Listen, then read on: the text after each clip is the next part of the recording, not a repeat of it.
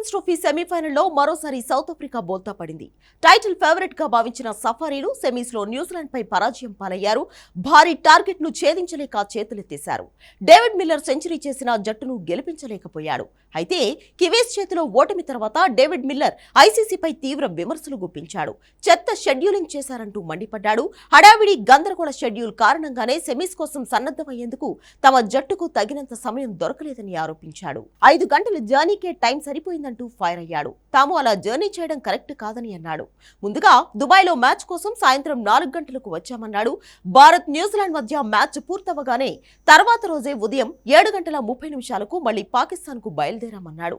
అసలు అది సరైంది కాదన్న మిల్లర్ 5 గంటల పాటు జర్నీ చేశామని గుర్తు చేశాడు.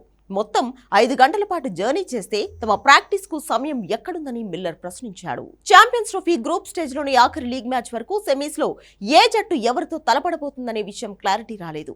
టీమిండియా సెమీస్ కు వెళితే ఆ మ్యాచ్ దుబాయ్లోనే నిర్వహిస్తామని ఐసీసీ ముందే షెడ్యూల్లో ప్రకటించింది. అందుకే గ్రూప్ బిలోని ఆస్ట్రేలియా, సౌత్ ఆఫ్రికా జట్లు రెండూ కలిసి దుబాయ్కి వెళ్లాయి. ఆఖరి మ్యాచ్ లో టీమిండియా విజయం సాధించి పాయింట్స్ టేబుల్లో టాప్ లో నిలిచింది. ఈ క్రమంలో ఫస్ట్ సెమీస్ ఫైనల్ కోసం ఆసీస్ జట్టు దుబాయ్లోనే ఉండిపోగా South Africa second semifinal match కోసం తిరిగి పాకిస్తాన్ కు తప్పక వెళ్లాల్సి వచ్చింది. అక్కడ సెమీఫైనల్ ఆడి కివీస్ చేతిలో పరాజయం పాలైంది. తమ ఓటమిని ఒక విధంగా షెడ్యూలింగే కారణమంటూ మిల్లర్ చెప్పుకొచ్చాడు. ఇదిలా ఉంటే కివీస్ తో మ్యాచ్ తర్వాత మిల్లర్ ఇచ్చిన మరో స్టేట్మెంట్ కూడా చర్చనీయాంశమైంది.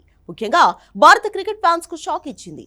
ఫైనల్లో తాను న్యూజిలాండ్ జట్టుకు సపోర్ట్ చేస్తానని మిల్లర్ వ్యాఖ్యానించాడు. మిల్లర్ స్టేట్మెంట్ తో ఇండియన్ క్రికెట్ ఫ్యాన్స్ షాక్ అయ్యారు. సౌత్ ఆఫ్రికాకు ఐసీసీ టైటిల్స్ రావాలని ఇండియా ఫ్యాన్స్ ఎప్పటి నుంచో కోరుకుంటున్నారని గుర్తు చేస్తున్నాడు. 2024 టీ20 వరల్డ్ కప్ ఫైనల్లో ఓడిపోయినప్పుడు కూడా సఫారీలపై సింపతి చూపించామంటూ చెబుతున్నారు. కానీ మిల్లర్ మాత్రం ఛాంపియన్స్ ట్రోఫీలో కివీస్ కు సపోర్ట్ చేస్తారని బహిరంగంగానే చెప్పడంపై నెటిజన్లు విమర్శలు గుప్పిస్తున్నారు.